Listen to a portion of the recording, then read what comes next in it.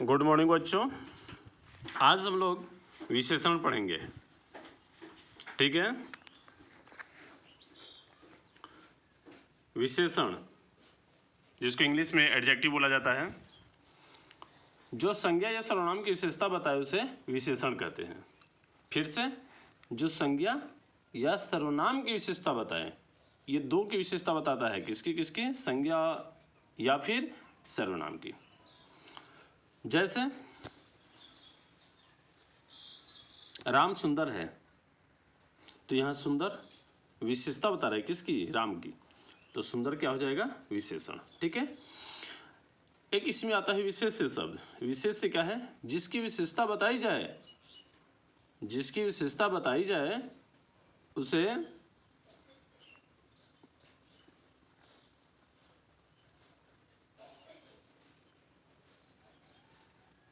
जिसकी विशेषता बताई जाए उसे विशेष से कहा जाता है। जैसे राम सुंदर है, सुंदर तो विशेषण हो गया, लेकिन यह सुंदरता किसकी विशेषता बता रही है? सुंदर राम की। तो राम क्या हो जाएगा? विशेष से। ध्यान दीजिएगा, इसको ऐसे हम लोग समझते हैं, संज्ञा सर्वनाम, इसको हम लोग ऐसे समझते हैं, ठीक है ना। संज्ञा सर्वनाम और विशेषण। तो संज्ञा या सर्वनाम विशेष्य हो जाएगा और विशेषण तो विशेषण है ही। अर्थात संज्ञा या सर्वनाम को विशेष से कहा जाता है जब इनकी कुछ विशेषता बताई जाए। फिर से, जिस शब्द की विशेषता बताई जाती है उस शब्द को, अर्थात उस संज्ञा या सर्वनाम को विशेष से कहा जाता है। स्पष्ट हो गया ना? आगे हम लोग पढ़ेंगे विशेषण के भेद। ध्यान दीजिएगा, गुण, संख्या और परिमाण के आधार पर इसके 4 भेद हैं। कितने भेद हैं? 4 भेद हैं। स्पष्ट हो गया ना? कौन कौन से भेद हैं? नंबर 1 गुणवाचक विशेषण, दूसरा है संख्यावाचक विशेषण, तीसरा है परिमाणवाचक विशेषण, चौथा है सार्वनामिक विशेषण। ठीक है, इतना ही पढ़ना है, ये सब तुम लोगों के लिए नहीं है, ठीक है ना। वैसे जानकारी की दृष्टि से एक बार देख लो, सर्वनामिक विशेषण 2 तरह के होते हैं, मौलिक और यौगिक सर्वनामिक। उसी तरह से संख्यावाचक भी निश्चित संख्यावाचक, अनिश्चित संख्यावाचक, परिमाणबोधक, इस तरीके से होता है।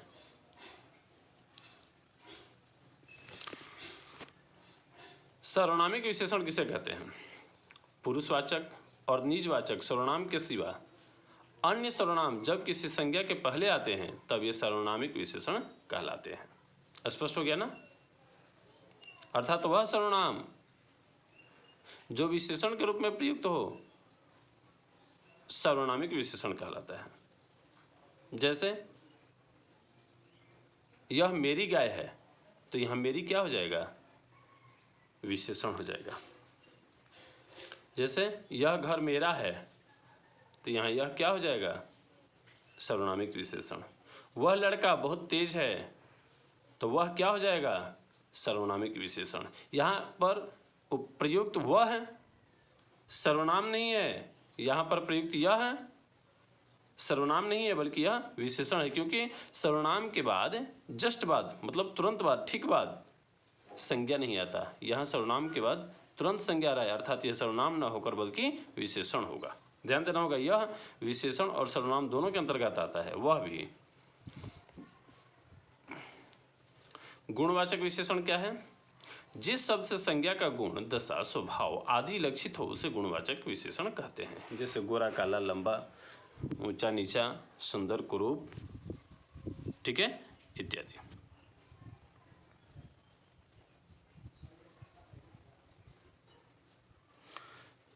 अगला है संख्यावाचक विशेषण। जिन शब्दों से संज्ञा या सर्वनाम की संख्या लक्षित होती हो उसे संख्यावाचक विशेषण कहते हैं। या इसको ऐसे भी हम लोग परिभाषित कर सकते हैं कि जिस विशेषण से किसी संज्ञा या सर्वनाम की संख्या का बोध हो उसे संख्यावाचक विशेषण कहते हैं। जैसे 1 2 3 4 5 6 7 8 9 10 11 इत्यादि। कुछ, जैसे कुछ लोग, सब लड़के, ठीक है, जितने भी हैं उतने सब लड़के, गिनती में भी सब, ठीक है। चलिए, निश्चय संख्यावाचक भी होता है, अनिश्चय संख्यावाचक होता है। 1 2 3 जितना गिनती है वो सब निश्चय में आ जाएगा, कोई कुछ अनिश्चयवाचक में आ जाएगा। परिमाणवाचक विशेषण, यह किसी वस्तु की नाप या तौल का बोध कराता है, ठीक है। फिर से इसको समझे हम लोग दूसरे शब्दों में, वह विशेषण जिससे किसी वस्तु के नाप या तौल का बोध हो उसे परिमाणवाचक विशेषण कहते हैं। ध्यान देना बच्चों, परिमाण, परिणाम नहीं, परिमाण, ठीक है। जैसे शेर भर दूध, शेर क्या है, एक नाप की इकाई है, मात्रक है, शेर, किलो, ठीक है। तो शेर क्या हुआ, नाप तौल का बोध करा रहा है, इसलिए परिमाणवाचक विशेषण होगा। तोला भर सोना, तोला 10-12 ग्राम को कहा जाता है। थोड़ा पानी, थोड़ा क्या हो जाएगा, परिमाणवाचक विशेषण। कुछ पानी, चूंकि वहां नाप तौल का बोध हो रहा है कुछ, इसलिए परिमाणवाचक विशेषण।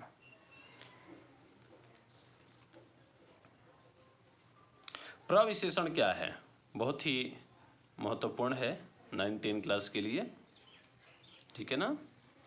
हिंदी में कुछ विशेषणों के भी विशेषण होते हैं जिन्हें प्रविशेषण कहा जाता है। फिर से समझिए, दूसरे शब्दों में, दूसरे तरीके से हम परिभाषा इसका बता रहे हैं। वह शब्द जो किसी विशेषण की विशेषता बताए प्रविशेषण कहलाता है। प्रविशेषण का हम लोग शाब्दिक अर्थ जानने का प्रयास करेंगे। प्र का मतलब होता है अधिक और विशेषण का मतलब विशेषण तो जानते ही हो, अर्थात जो अधिक विशेषता बताए, अर्थात विशेषण की विशेषता बताए, उसे क्या कहेंगे, प्रविशेषण। जैसे क्षत्रिय साहसी होते हैं, ध्यान देना, साहसी होते हैं में साहसी तो विशेषण हो गया, लेकिन अब यह भी सवाल उठता है कि थोड़े से साहसी होते हैं या अधिक साहसी होते हैं, ठीक है। तो आप लिखेंगे कि क्षत्रिय कम साहसी होते हैं, तो कम क्या हो जाएगा, क्योंकि साहसी का विशेषता बता रहा है, इसलिए कम क्या हो जाएगा, प्रविशेषण। क्षत्रिय अधिक साहसी होते हैं या बड़े साहसी होते हैं, तो बड़े या अधिक क्या हो जाएगा, प्रविशेषण। जैसे अर्चना सुंदर है, तो सुंदर क्या हो गया, विशेषण। कितनी सुंदर है भाई, कम है, अधिक है, क्या है, ठीक है। तो यहां अगर सुंदर की विशेषता जो बताएगा वह प्रविशेषण हो जाएगा। जैसे अर्चना अत्यंत सुंदर है, तो अत्यंत क्या हो गया इसका, प्रविशेषण।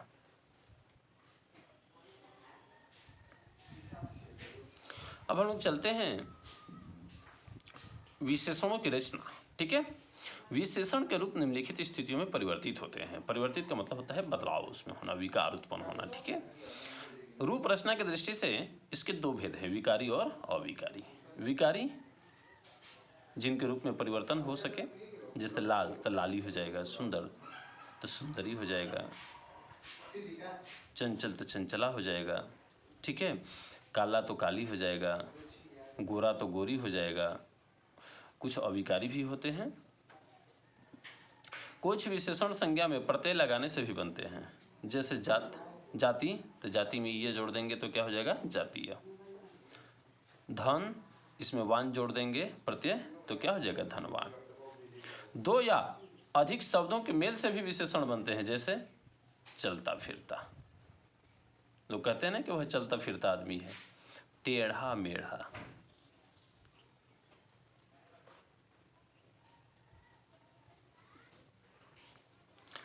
अब यहां ध्यान देना होगा कि सर्वनामी के विशेषण भी वचन और कारक के अनुसार उसी तरह रूपांतरित होते हैं जिस तरह से सर्वनाम, ठीक है। जैसे वह का वे, उसका उन, ठीक है, इत्यादि।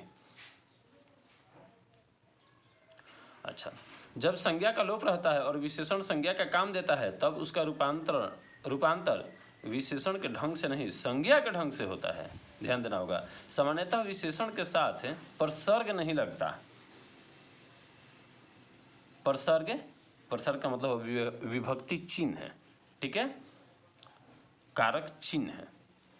विशेष्य के साथ लगता है, ध्यान दीजिएगा, विशेष्य के साथ प्रसर्ग लगेगा, विभक्ति चिन्ह लगेगा, लेकिन विशेष्य के साथ लगेगा, लेकिन विशेषण के साथ नहीं। किंतु संज्ञा बन जाने पर विशेषण पद के साथ प्रसर्ग लगता है। जैसे बड़ा, बड़ा के साथ प्रसर्ग काके की, ने, में, पे, पर इत्यादि नहीं लगेगा। लेकिन जब इसको संज्ञा के रूप में व्यवहित किया जाता है तब यह लगेगा। जैसे बड़ों की बात माननी चाहिए, तो यहाँ बड़ा विशेषण भी है, और बड़ा इस व्यक्ति को कहा जाता है जो उम्र में या लंबाई में बड़ा हो या ओहदे में बड़ा हो, ठीक है। तो बड़ों की बात माननी चाहिए, यह उम्र की बात है। तो यहाँ पर बड़ा चूंकि विशेषण के रूप में नहीं आया है, संज्ञा के रूप में आया है, तो यहाँ हम लोग प्रसर्ग की का प्रयोग, का के प्रयोग, के प्रयोग कर सकते हैं। स्पष्ट हो गया ना। वीर, तुम कैसे हो, तुम वीर हो, ठीक है। यहाँ वीर विशेषण है, लेकिन इस वाक्य में प्रयुक्त वीर विशेषण न होकर संज्ञा है। जैसे वीरों ने सब कुछ कर दिखाया, वीरों ने, ध्यान दीजिएगा यहाँ संज्ञा के रूप में प्रयुक्त है, तो वीरों के साथ यहाँ ने प्रसर्ग लगा हुआ है और उपयुक्त हो भी सकता है, ठीक है, हो सकता है।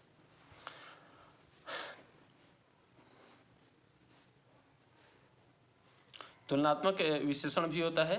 दो या दो से अधिक वस्तुओं या भावों के गुण, मान आदि के परस्पर मिलान का विशेषण तुलनात्मक विशेषण कहलाता है। जिसे तुम लोग इंग्लिश में पढ़े हो, कंपैरेटिव डिग्री, सुपरलेटिव डिग्री, याद है ना, डिग्री, कंपैरिजन ऑफ डिग्री, ठीक वही है।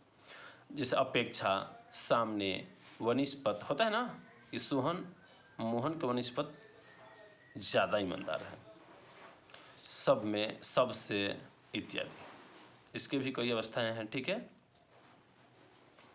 विशेषण का पद परिचय, विशेषण का पद परिचय में लिंग बताना होता है, उसका वचन बताना होता है, कारक और विशेष, उसका विशेष्य क्या है। यह तुम्हें बापू के अमूल्य गुणों का थोड़ी बहुत जानकारी अवश्य कराएगा। यह एक वाक्य है, इसका पद परिचय, विशेषण का पद परिचय प्राप्त कर, ठीक है, ध्यान से सुनना। बहुत, इसमें शब्द बहुत जानकारी, हाँ। अमूल्य, इसमें क्या है, अमूल्य क्या है, विशेषण है। किस तरह का विशेषण है, तो गुणवाचक विशेषण है। यह स्त्रीलिंग है कि पुल्लिंग है, पुल्लिंग है। इसके बाद वचन इसका क्या है, तो बहुवचन है, बहुवचन। अन्य पुरुष है, संबंधवाचक है। गुणों इसका क्या है, विशेष्य है। स्पष्ट हो गया ना। तो आज का जो क्लास है वो इतना ही रहेगा। बाकी हम लोग अगले क्लास में पुनः मिलेंगे। सभी लोग इस बात को ध्यान देंगे कि आज के इस कोरोना महामारी में ऑनलाइन स्टडी ही एकमात्र विकल्प है। ऑफलाइन स्टडी अभी किसी भी कीमत पर संभव नहीं है। तो इस ऑनलाइन स्टडी को तुम लोग अपना कर्तव्य समझते हुए,